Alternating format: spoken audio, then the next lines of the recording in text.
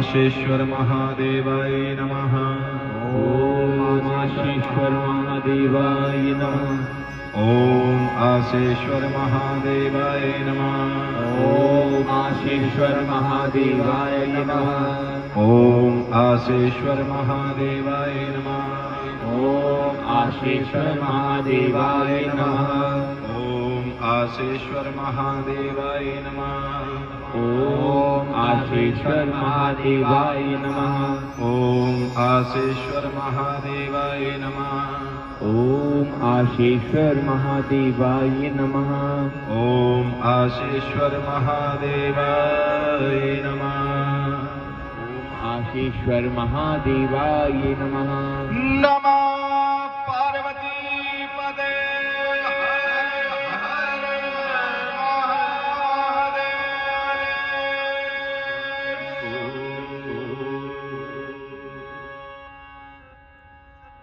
बोले शंकर भगवान की, बोले आशेश्वर महादेव की जय। बोले काशी विश्वनाथ की जय। बोले शिव महापुराण की जय। बोले आज के आनंद की। जय।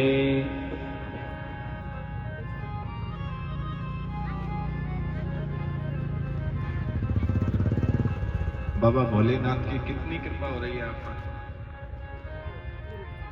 बताओ। वो बाबा भोलेनाथ की पावन पवित्र कथा जिसके चतुर्थ दिवस में आज हम प्रवेश करने जा रहे हैं, क्योंकि ये बाबा की ही कृपा है जो ये कथा आपको श्रवण करने का अवसर मिल रहा है। बिना बाबा भोलेनाथ की कृपा के कुछ हो सकता है? नहीं हो सकता। वो उसी की कृपा है जो आज आप यहां आकर कथा श्रवण कर रहे हैं।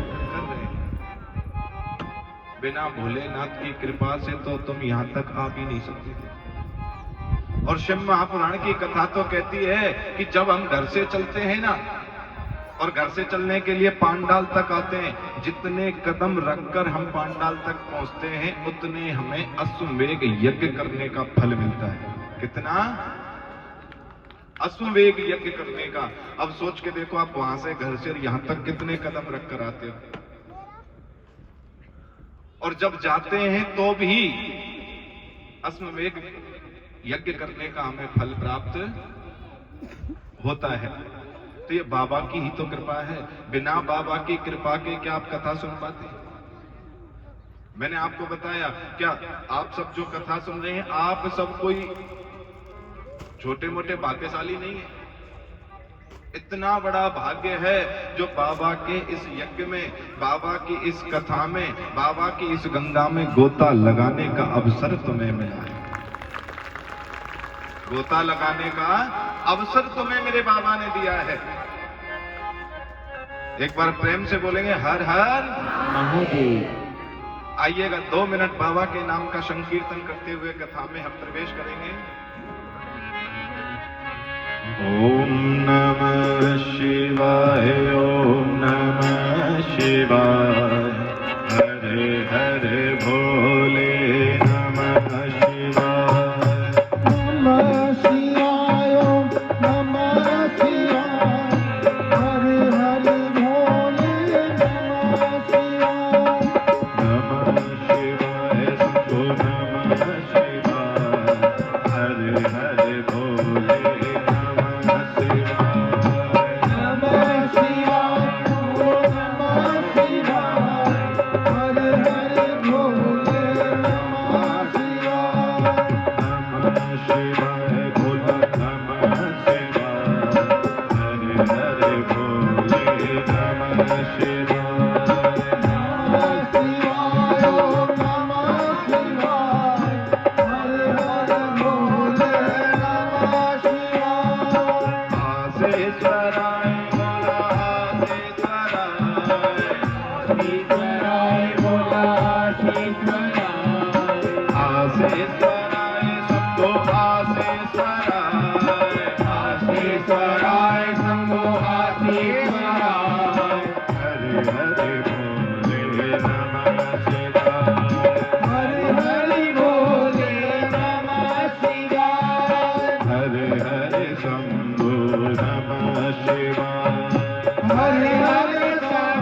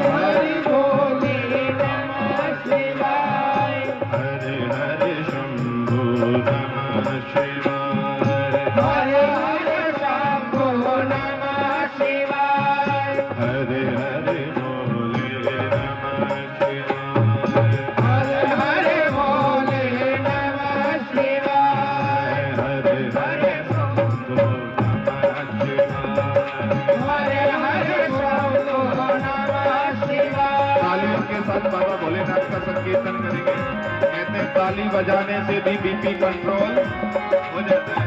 ताली बजाते बजाते बाबा भोलेनाथ का स्मरण करेंगे। हर हर भोले नमः शिवाय, हर हर भोले नमः शिवाय, हर हर शंभो नमः शिवाय, हर हर शंभो नमः शिवाय, हर हर नंदी नमः शिवाय, हर हर शंभो नमः शिवाय, हर हर भोले नमः शिवाय, हर हर भोले नमः शिवाय, हर हर शंभो नमः शिवाय, हर हर शंभो नमः शिवाय, हर हर भोले नमः शिवाय, हर हर भोले नमः शिवाय, हर हर शंभो नमः शिवाय, हर हर शंभो नमः शिवाय, हर हर भोले नमः शिवाय। हर हर भोले नमः शिवाय। नमः पार्वती पदे हर हर शंभो। बोले शंकर भगवान की, बोले आशेश्वर महादेव की, बोले शिव महापुराण की। हर हर भोले, हर हर शंभु, हर हर नंदी। अर्थात क्या है कि हे भोलेनाथ, अब तो मैं तेरे शरण में आ चुकी हूं, अब मेरे सारे संकट। हे शंभु, हे नंदी, हे आशेश्वर महाराज, क्योंकि बिगर बाबा की कृपा के तो एक पत्ता नहीं हिल सकता है। आप सबको तो वहां तक आने की बहुत बड़ी बात है। अगर वो चाहेगा तो तुम्हें अपने दरबार पर बुलाएगा, नहीं चाहेगा तो नहीं बुलाएगा।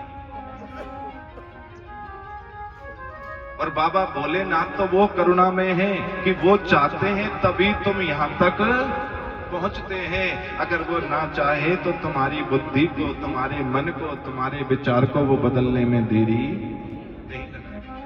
और 33 कोटि देवी देवताओं में 33 कोटि जो देवी देवता है हमारे, 33 कोटि देवी देवताओं में आप मंदिर में अंदर जाओगे, उनको प्रणाम करोगे, उनकी स्तुति करोगे, तब पूजा मानी जाएगी, जब पूजा मानी जाती है।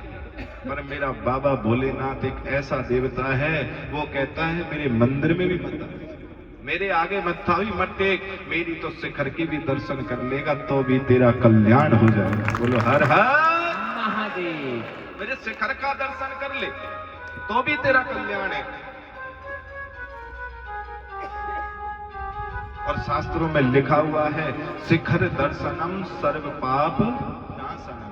बाबा के, भोलेनाथ के मंदिर के शिखा का दर्शन भी हो जाए तो सारे पापों का नाश हो जाए। हमारी 12 ज्योतिर्लिंग है। 12 ज्योतिर्लिंग में एक ज्योतिर्लिंग है मल्लिकार्जुन। सुनिए आप सबने मल्लिकार्जुन ज्योतिर्लिंग का नाम। श्री सैलम में आप कभी भी श्री सैलम जाओगे तो वहां पे मल्लिकार्जुन ज्योतिर्लिंग है बाबा भोलेनाथ की।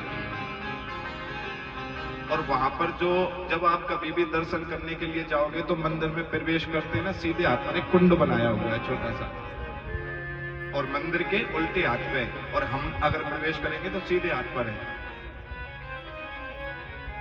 अगर किसी भी माता बहनों को या किसी भी बच्चे को या किसी भी बुजुर्ग को नजर खराब होती जा रही हो, चश्मा चढ़ता जा रहा हो, नंबर नजर का बढ़ता जा रहा हो, या आंखों से दिखना कम होता जा रहा हो, कहते हैं कि मल्लिकार्जुन पूर्णिमा की रात्रि 12 बजे, कब?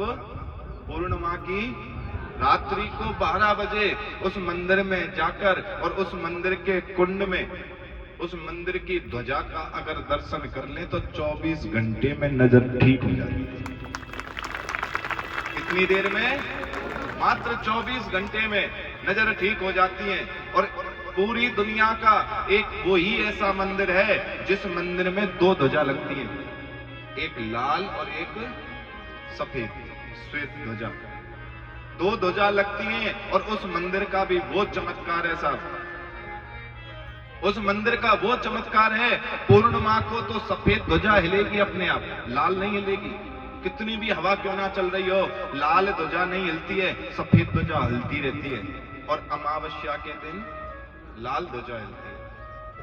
तुम लोग कहते हैं ना चमत्कार कहाँ है, या बहुत लोग कहते हैं कि आज के समय चमत्कार नहीं है, चले जाओ मल्लिकार्जुन में चमत्कार दिख जाएगा कि पूर्णिमा को सफेद ध्वजा, अमावस्या को लाल ध्वजा हिलती है। और उसी ध्वजा के, उसी शिखर के अगर पूर्णिमा की रात्रि ठीक 12 बजे उस कुंड में कोई दर्शन कर ले तो उसकी नजर भी ठीक हो जाती है। आंखों का चश्मा या आंखों का नंबर जो चढ़ रहा हो वो आगे नहीं बढ़ता है, वो वहीं कंट्रोल हो जाता है।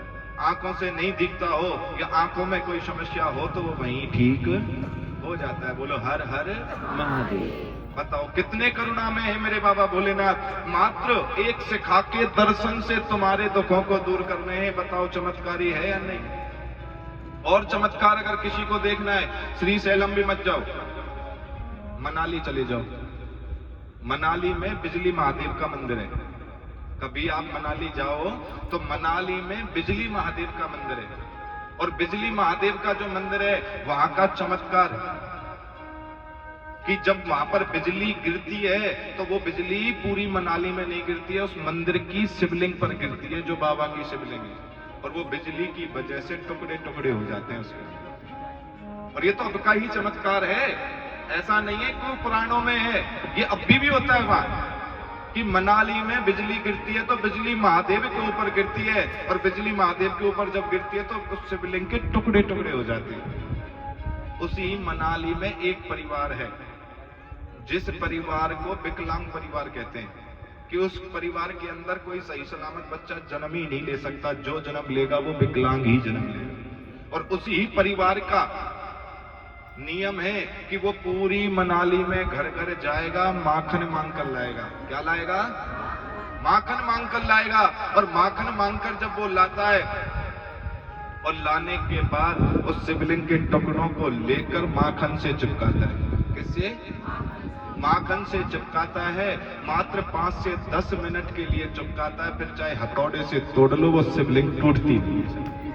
चमत्कार देखिए, वो शिवलिंग नहीं टूटती है, चाहे हथौड़ा मार लो उसमें, फिर वो पत्थर जो शिवलिंग के जो टुकड़े हुए थे वो ऐसे चिपक जाते हैं कि वो फिर टूटते ही नहीं है। बोलो हर हर महादेव। बताओ कितना चमत्कार है मेरे बाबा की। और ये ही प्रमाण है शिव महापुराण में। शिव महापुराण की कथा कहती है आपका कहीं पैसा फंसा हुआ है या आपकी कोई समस्या बनी हुई है, कुछ मत करना, एक बेल पत्र का पत्ता लेकर और इस बेल पत्र के पत्ते पर माखन लगाना चारों, और माखन लगा के शिवलिंग पर चिपका के आ जाना और बाबा को दिल की बात के आना, बाबा उसकी भी मुराद पूरी कर देता है। एक बेल पत्र के पत्ते पर माखन लगाने से। अरे इस कलयुग का, इस पृथ्वी का, इस मृत्यु लोक का अगर कोई देवता है तो वो मेरा बाबा भोलेनाथ। इस मृत्यु लोक का अगर कोई देव है तो वो बाबा भोलेनाथ है। कड़ कड़ में मेरा शंकर वास कर रहा है, कड़ कड़ में मेरा बाबा शंकर वास करता है। सबकी परीक्षा सब ले लेते हैं पर मेरे शंकर की कोई देवी देवता परीक्षा नहीं लेता। कोई भी कथा बता दो शंकर की किसी ने परीक्षा ली हो, क्योंकि शंकर तो राम की परीक्षा लेता है, शंकर तो जो है कन्हैया की परीक्षा लेता है। सभी देवी देवताओं को शनि लगता है पर शंकर को शनि नहीं, शनि को शंकर लगता है। सभी देवी देवताओं पर शनि की चाल वो आती है 7.5 या शनि की दशा या शनि की दृष्टि, पर मेरा अकेला बाबा ऐसा है जो वो ये कह देता है कि शनि तू दुनिया को लगता है, मैं तुझे लगूंगा, मैं तुझे लगूंगा, तू दुनिया को चाहे लगता हो।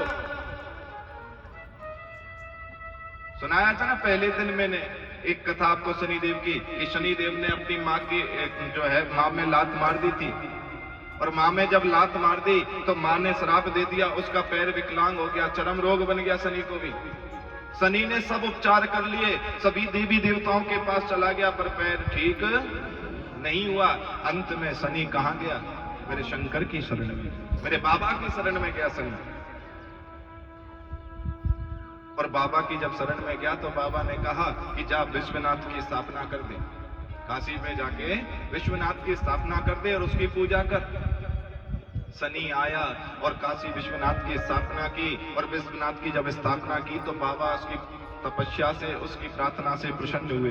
बाबा वहां प्रकट हुए। बाबा ने कहा कि शनि अब तेरा पैर ठीक है। शनि बोला कि बाबा पैर तो ठीक है पर अभी लचक नहीं गई है। पैर तो ठीक हो गया पर पैर की लचक नहीं गई है। उसी समय बाबा मुस्कुरा कर कहने लगे कि शनि अब ये लचक तेरी खत्म भी नहीं होगी। बोले क्यों बाबा? वन शनि तूने अपनी मां को लात मारी थी, तुझे कर्म का भोग तो भोगना पड़ेगा। तुझे कर्म का भोग तो भोगना पड़ेगा। ये तेरी लचक ठीक नहीं होगी।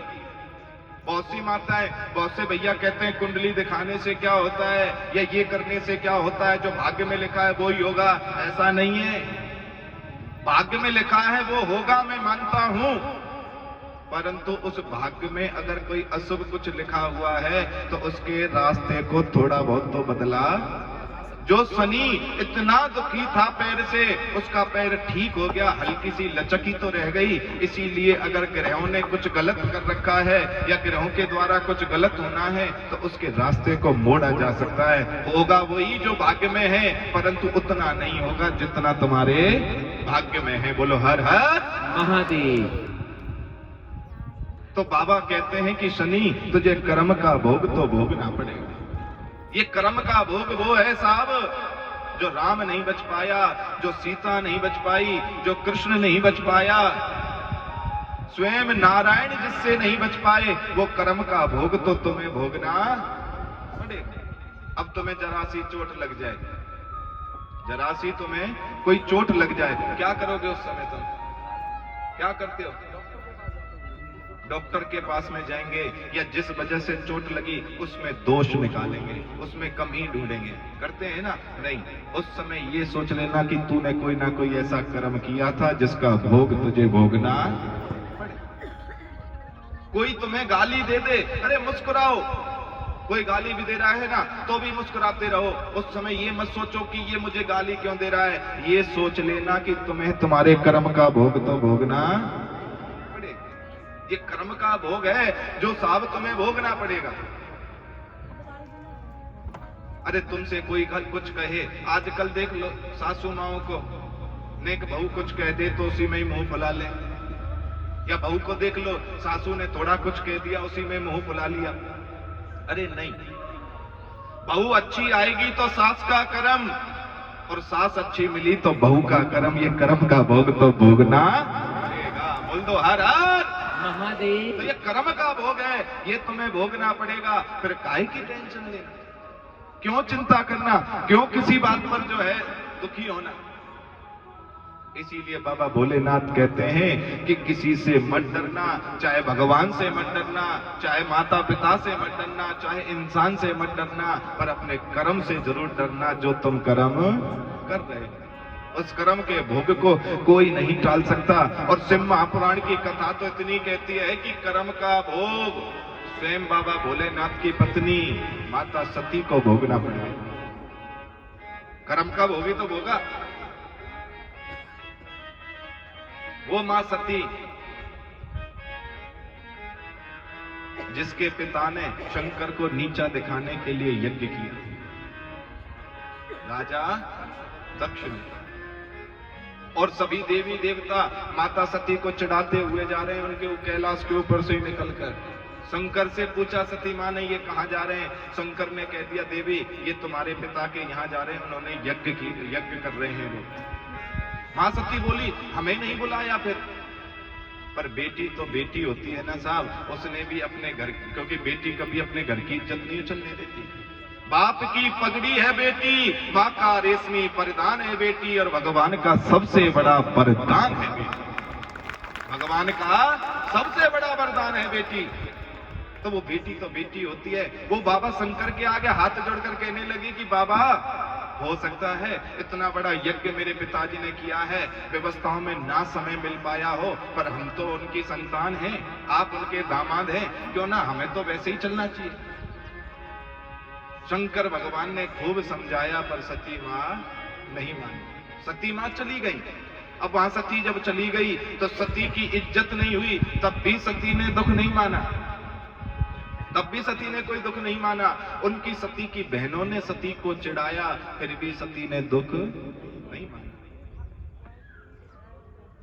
परंतु एक वो माँ होती है जो अपनी संतान को देखकर कभी भी दुखी नहीं होती है। अपनी संतान को देखते ही तो वो प्रसन्न हो जाती है। वो सती की माँ अपनी बेटी को देखा, तुरंत दौड़कर आई। सती ने पूछा, माँ ये सब क्या हो रहा है? तब उन्होंने सारी कहानी बताई, पर बाबा ने नहीं बताई साहब पहले, क्योंकि बाबा जानते हैं। बाबा ने नहीं बोला कि तेरे पिता ने मेरी बेइज्जती की थी, या तेरे पिता ने ये किया था, या हमारी कोई अनबन हुई थी। बाबा नहीं बोले कुछ भी। वो सती माँ जब यज्ञ के स्थान पर गई, वहां सभी देवी देवताओं के आसन, वहां पर सभी देवी देवताओं के नाम की आहुति, पर शंकर के नाम का कुछ नहीं। अब सती से ये सहन नहीं। सती मां बड़ी दुखी हुई, और सती ने, आप सबने कथा सुनी होगी कि सती ने अपने शरीर का त्याग कर दिया। बाबा शंकर कह रहे हैं कि सती, मैं तुझे अगले जन्म में पति के रूप में तो मिल जाऊंगा, पर उससे पहले तुझे भी तेरे कर्म का भोग भोगना पड़ेगा, क्योंकि तूने उस यज्ञ में अपने शरीर का त्याग किया है जहां पर देवी देवताओं के नाम की आहुति दी जा रही थी। तूने उस यज्ञ को खंडित किया। देवी जा, तुझे 12 कल्पों तक कोयल बनकर रहना होगा। कितने? 12 कल्पों तक कोयल बनकर रहना होगा। और आप सब माताएं, अगर हिंदू धर्म में मलमास का महीना आता है ना, अधिक का महीना बोलते हैं जैसे, उसमें एक आषाढ़ का महीना जब अधिक का पड़े तो उसको कोयल का महीना, कोकिला महीना बोलते हैं उसको। और कहते हैं कि उस महीने में कोयल की आवाज सुनकर पानी पिया जाता है, कोयल की आवाज सुनकर खाना खाया जाता है। वो कोयल कोई और नहीं, वो कोयल माँ सती होती है। वो कोयल कोई और नहीं होती है, वो माता सती होती है। 12 कल्पों तक माता सती ने अपने कर्म का भोग भोगा, और उसके बाद हिमालय की बेटी बनकर पार्वती बनकर आई। तो भैया कर्म का भोग तो ये भोगना होगा। इसीलिए मैं आपको 3 दिन से लगातार एक ही बात कह रहा हूं, किसी से मत डरना, कुछ भी मत करना, पर अपने कर्म से जरूर डरना। मत बुरे कर्म कर बंदे, वरना पछताएगा। भगवान की आंखों से तू बच नहीं पाएगा। अरे ओ प्राणी, मत कर नादानी, तू ना बच पाएगा। भगवान की आंखों से तू बच नहीं पाएगा। मत करो बुरे कर्म। कभी भी ऐसा कोई कर्म मत करना जिसकी वजह से तुम्हें दुखी होना पड़े। आजकल कहीं भी चले जाओ आप, किसी भी स्थान पर चले जाओ आप, एक चीज लिखी रहती है, आप सबने पढ़ा हो तो, आप सीसीटीवी की निगरानी में हो। लिखी रहती है, नहीं लिखी रहती है? वहां पर एक ही चीज लिखी रहती है कि आप सीसीटीवी की निगरानी में हो। और वहां हम इतने एक्टिव हो जाते हैं कि कोई ऐसी हरकत मत करना जिससे कैमरे में आ जाओ। अरे ओ प्राणियों, जब तुम एक प्लास्टिक के सीसीटीवी कैमरे से इतना डर गए, तो जिस दिन से तेरा जन्म हुआ था ना, उसी दिन से मेरे ठाकुर का भी सीसीटीवी कैमरा तेरे ऊपर लगा हुआ है। मेरे बाबा का सीसीटीवी कैमरा तेरे ऊपर लगा हुआ है। जिस दिन से तूने जन्म लिया और जब तक तू मरेगा, तेरी पूरी पिक्चर रिकॉर्ड हो रही है, सब कुछ रिकॉर्ड हो रहा है। पर हम उसके सीसीटीवी से नहीं डर रहे हैं, हम उस प्लास्टिक वाले सीसीटीवी से डर रहे हैं। क्यों? काहे को डरना सीसीटीवी कैमरे से, जब हम साक्षात परमात्मा रूपी सीसीटीवी कैमरे से नहीं डर रहे थे। कोई अच्छा कर्म हो जाए, जब तक पूरी गली में ना पता चल जाएगा, चैन नहीं लेगी भैया। बताओ जी जी, ले लोगे? नहीं। अच्छा कोई कर्म हो गया, जब तक ना सबको पता चल जाए, चैन नहीं मिलेगा। और कोई बुरा कर्म हो गया तो अपने बच्चों तक को भी नहीं पता चलने दो, बाहर की तो बात छोड़। ध्यान रखना, आप कहीं सोचते हो ये प्लास्टिक का सीसीटीवी तुम्हें नहीं देख रहा है, इस प्लास्टिक का भी कोई बाप है जो ऊपर से तुम्हें देख रहा है और तुम्हारी पिक्चर रिकॉर्ड कर रहा है। इसका भी एक कोई बाप है ऊपर। इसीलिए बार बार कहता हूं, कर्म से डर। और चाहे किसी चीज से डरना या मत डरना, पर अपने कर्म से जरूर डरना। क्योंकि गरुड़ पुराण के 3रे अध्याय में साफ लिखा हुआ है, जब व्यक्ति मरता है ना, उसको 1000 बिच्छू एकदम डंक मारे उससे भी ज्यादा दर्द होता है जब इंसान मरता है। 1000 बिच्छू भी अगर डंक मारे ना, उससे भी ज्यादा इंसान को दर्द होता है।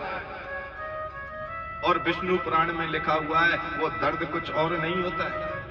वो दर्द ऐसा नहीं होता है, तुम सोच रहे हो कोई मार रहा है, पीट रहा है, ये दर्द नहीं होता है उसको दर्द ये होता है, जब वो मरता है तो मरने से कुछ देर पहले उसके आगे बहुत बड़ी एलईडी लगा दी जाती है साहब, और उस एलईडी पे उसके जन्म से लेके मृत्यु तक की पिक्चर चला दी जाती है। अब देख जीजी तू किसकी बुराई कर रही है, बोलो हर हर महादेव। अब बताओ तुम किसकी बुराई कर रहे थे। अब देखो तुमने क्या क्या पाप किया, अब देखो तुमने कहां कहां जाकर कथा सुनी, अब देखो तुमने अपनी सास को कितनी गाली दी, कितनी बद्दुआएं दी। अब देखो कि सास तूने दूसरे की बेटी को कितना दुखी किया, सारी पिक्चर दिखाई देती है। और उस समय पर वो व्यक्ति कराता है, उस समय वो व्यक्ति रोता है, और हमको तुमको लगता है ये दर्द के मारे रो रहा है। वो दर्द के मारे नहीं रो रहा है, वो उस पाप को, उस गलत कर्म को देख देख के रो रहा है कि अब तू सबसे ज्यादा दुख में जाएगा। अब तक दुख नहीं था, अब इससे आगे जो मिलेगा वो दुख है। इसीलिए किसी से मत डरना, पर अपने कर्म से जरूर डरना। किसी से मत डरना, पर अपने कर्म से जरूर डरना, क्योंकि ये कर्म का भोग तो भोगना पड़ेगा। इसीलिए कहता हूं, मत बुरे कर्म कर बंदे, वरना पछताएगा, और भगवान की आंखों से तू बच नहीं।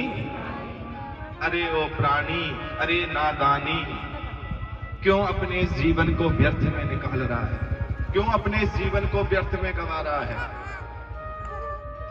एक वो कहावत है ना इंग्लिश में, what is your difference between you and animals, कि तुम में और पशुओं में अंतर क्या है। बताओ क्या अंतर है तुम में और पशुओं में, बोलो। पीछे वाली जीजियो बोलो, क्या अंतर है तुम में और पशुओं में, है जी। अपना दिमाग दे रखा है भगवान ने, पशुओं में ये दिमाग नहीं अच्छा बुरा करने का।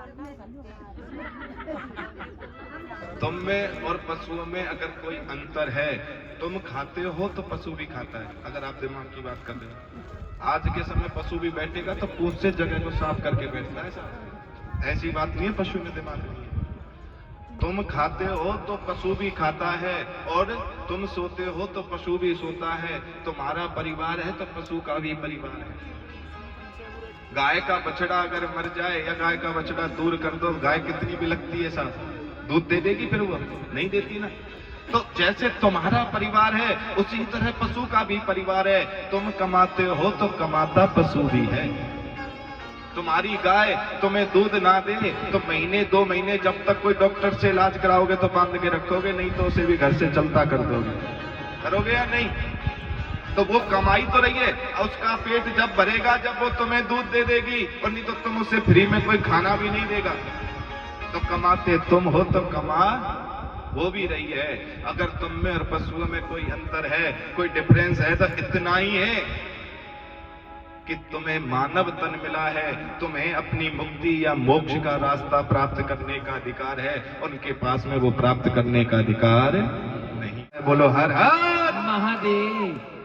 इसीलिए कहता हूं, अच्छे कर्म करो, बुरे कर्म करने की जरूरत नहीं है। अच्छे कर्म करो, जितना हो सके उतना अच्छे से अच्छा कर्म करो। अब किसी से मत डरो, पर कर्म से जरूर डरो। और जो तुम कर्म करोगे वही फल तुम्हें मिलेगा। जैसा कर्म करोगे वैसे। अब बहुत सी सास चिंता करती हैं, गुरुजी कुंडली देखो, ये करो वो करो, मेरी बहू कैसी आएगी।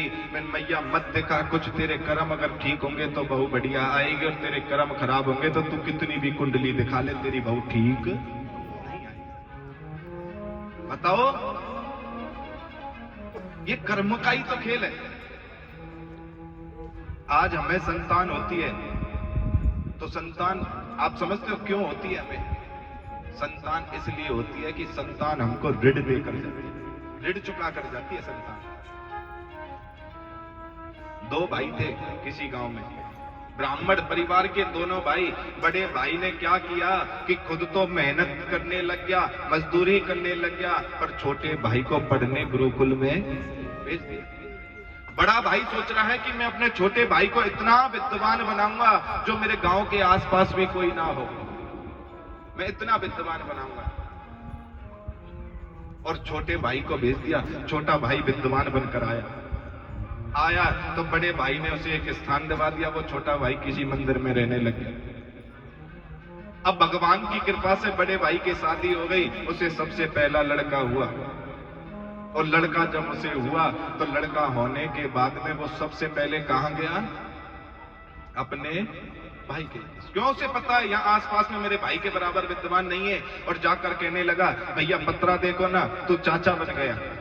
भैया पत्रा पंचांग देखो, तुम चाचा बन गए। किस अक्षर पर बच्चे का नाम है, क्या कुंडली है? अब उस भैया ने जब वो पंचांग खोला, पत्रा देखा, तो उसने कहा कि भैया इसका नाम वाम कुछ मत रख, इसे सफेद कपड़े में बांध और कुएं में फेंकिए। क्या करोगे? क्या किया उसने कि सफेद कपड़े में बांध और कुएं में फेंकिया। अब वो घर लौट कर आया। उसने सोचा कि मेरा इतना बड़ा विद्वान भाई कुछ ना कुछ हित के लिए कह रहा होगा। उस बच्चे को सफेद कपड़े में लपेटा और जिंदे को कुएं में फेंका। अब उस कुएं में जब फेंक कर आया, 2 साल के बाद फिर उसके यहाँ एक बेटा हुआ। फिर वो भाई के पास में गया। उस भाई ने फिर यही बोल दिया, दोबारा भी यही बोला कि सफेद कपड़े में लपेट और कुएं में फेंक। तीसरी बार जब उसे लड़का हुआ और वो अपने भाई की ओर जाने लगा तो उसके घरवाली ने रोक दिया। सुनो जी, अब नहीं जाओगे तुम, तुम्हें नहीं पता तुम्हारा भाई तुम्हारी प्रॉपर्टी पर कब्जा करना चाहता है, इसलिए तुम्हारी संतान को जिंदा नहीं रहने देता। बोला नहीं, मैं अपने भाई से पूछने तो जरूर जाऊंगा। और भाई से पूछने के लिए गया। भाई ने फिर यही बोला कि सफेद कपड़े में लपेट और कुएं में फेंक दे। अब उसने तीसरी बार बोला तो उसके मन में डाउट हुआ, कहीं जो मेरी घरवाली कह रही है वो सत्य तो नहीं है। उसने कहा, भाई कोई इलाज तो इलाज है इस चीज का, पर एक ही इलाज है कि ये जो भी कुछ कमाए, इस कमाई से ना तो हाथ लगाइयो ना उस कमाई को देखिए। ठीक है, हम इसकी ना कमाई लेंगे, ना देखेंगे, ना हाथ लगाएंगे। वो लड़का धीरे धीरे बड़ा हुआ। वो आज इतना बड़ा हो गया कि उसकी एक जगह बढ़िया नौकरी भी लग गई। अब उसकी नौकरी लग गई। अब वो जो भी कुछ कमाता तो एक गुल्लक सी बना दी थी, उसमें वो डालते रहता। भगवान का संयोग हुआ, उसके लिए लड़की ढूंढी और लड़की ढूंढने के बाद उसकी शादी फिक्स कर दी। और जिस दिन वो लड़का शादी के लिए गया, यानी फेरों के लिए गया, इधर से उसकी माँ उसके कमरे को साफ कर रही थी और कमरे को साफ करते करते उसने वो गुल्लक देख ली। अब वो सोच रही है कि देखूं तो सही, आज तक मेरे बेटे ने अपनी बहू के लिए कितना कमा के रखा है। क्या सोच रही है कि मैं देखूं तो सही, मेरे बेटे ने मेरी बहू के लिए कितना कमा के रखा है। और उसने वो गुल्लक खोल दी और वो पैसे हाथ में उठा लिए। पहला ही फेरा हुआ था, दूसरे फेरे में लड़का ऊपर से गिरा और वहीं खत्म हो गया। वहीं खत्म हो गया। वहां तो पूरा शोक हो गया कि देखो, जहां खुशी का अवसर, वहीं अगर जो है बर लड़का ही अगर मर जाए तो क्या माहौल बनेगा। उसका बड़ा भाई दौड़कर छोटे भाई के पास में गया रोते हुए और बोला कि ये सब क्या हुआ भैया, तुमने तो कहा था। तो छोटे ने बोला, पहले ये बता, मैंने ये कहा था कि इसके पैसों से हाथ मत लगाना, इसके पैसे कभी हाथ में मत लेना, इसके पैसे को कभी मत देखना, कहीं ऐसा तो नहीं हुआ। बोला नहीं, ये तो पैसा अपना अलग उठा के रखता है। बोला घर जाकर पूछ। आकर घरवाली से पूछा तो उसने कह दिया कि हाँ, मैंने इसकी गुल्लक खोल ली थी। तब छोटे ने कहा कि भैया, ये तो अपने कर्म का भोग भोगने आया था, ये तो तेरा ऋण देने आया था।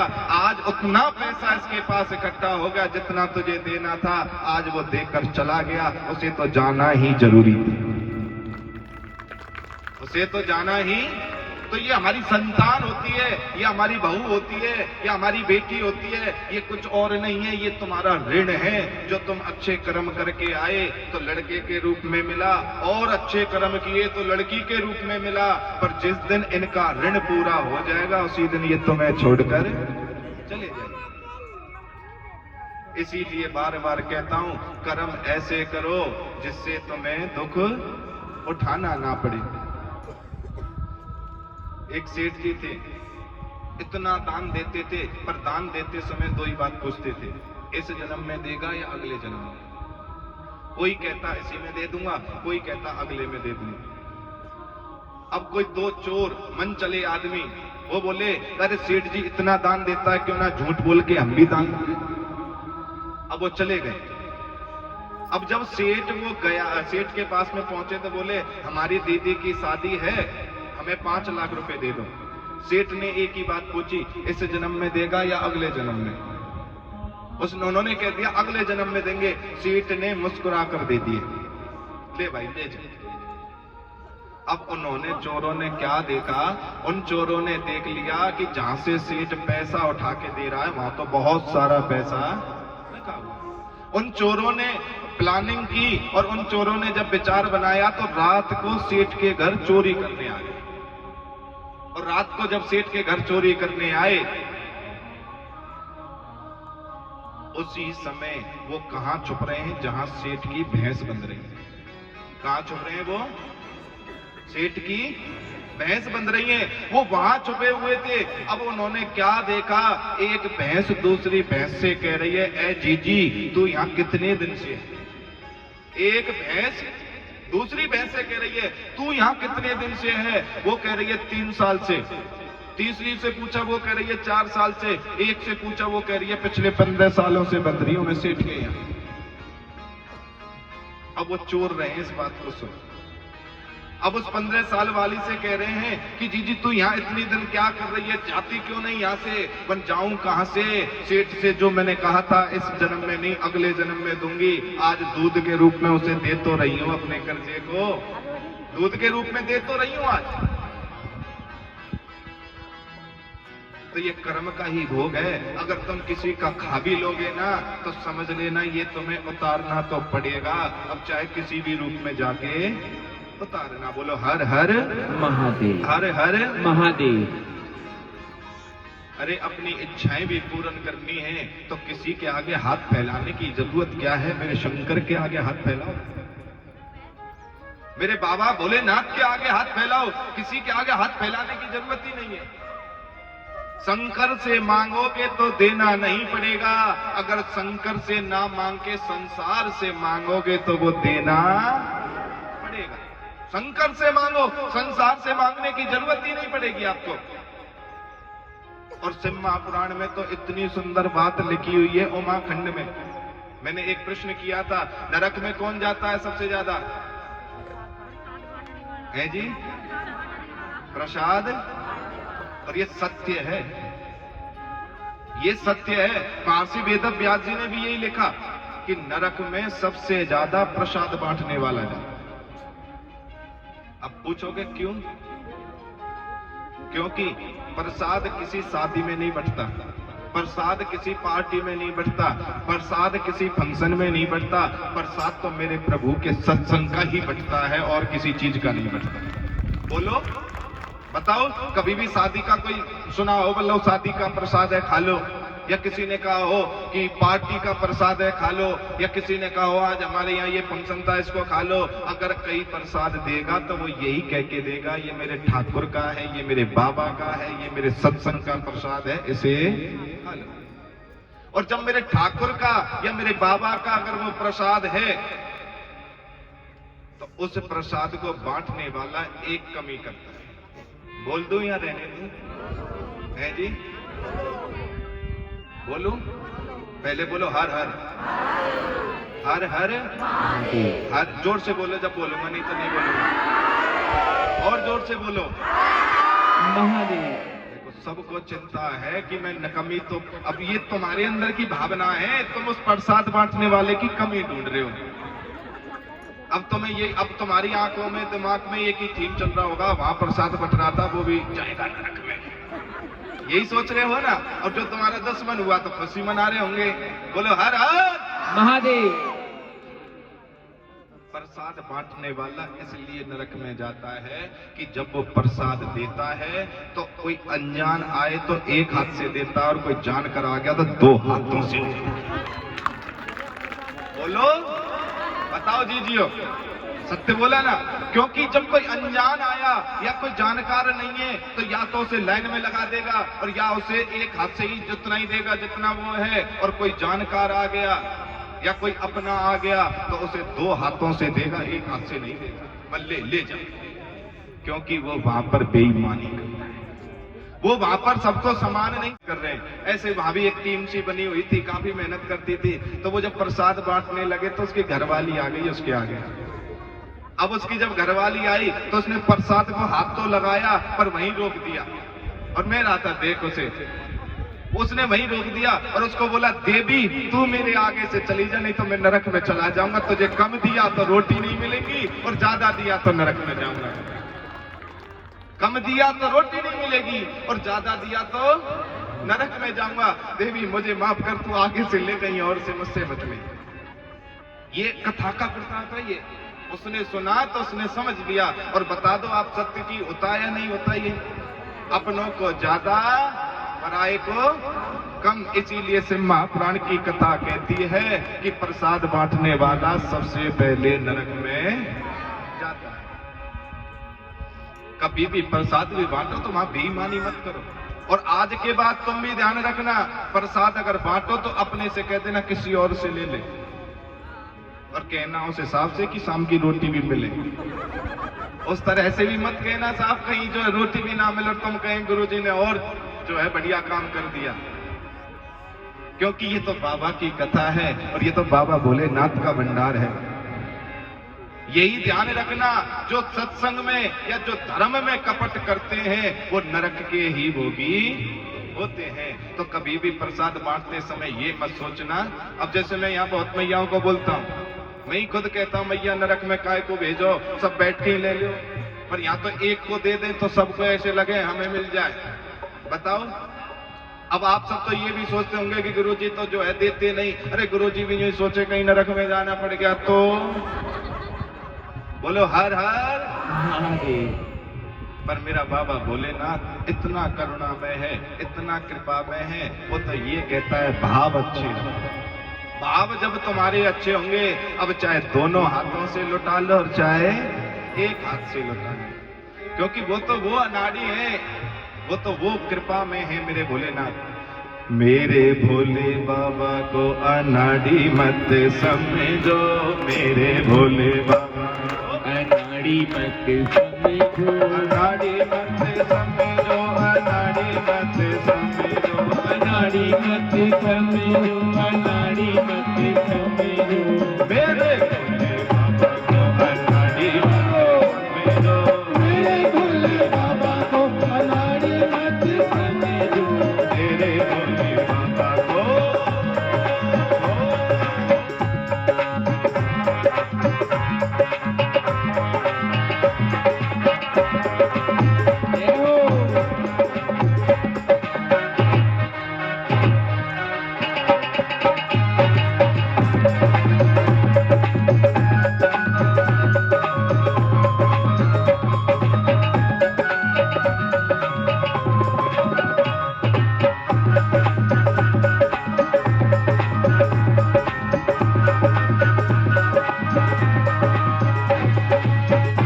भोले बाबा के हाथों में डमरू, भोले बाबा के हाथों में डमरू, मेरे भोले बाबा के हाथों में डमरू, मेरे भोले बाबा के हाथों में डमरू। देखो ऐसे काम नहीं भैया, अगर नाचे तो खड़े होके नाचो ना।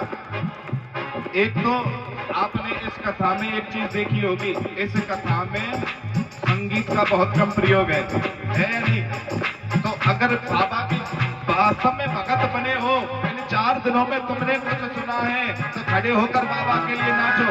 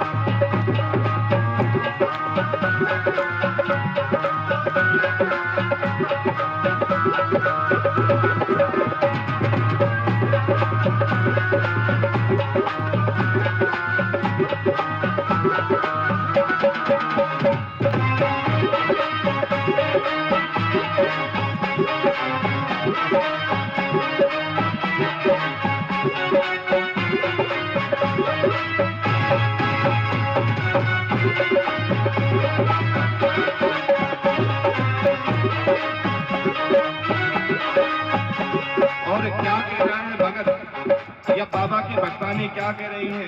मेरे भोले बाबा के हाथों में डमरू, मेरे भोले बाबा के हाथों में डमरू, मेरे भोले बाबा के हाथों में डमरू, मेरे भोले बाबा के हाथों में डमरू।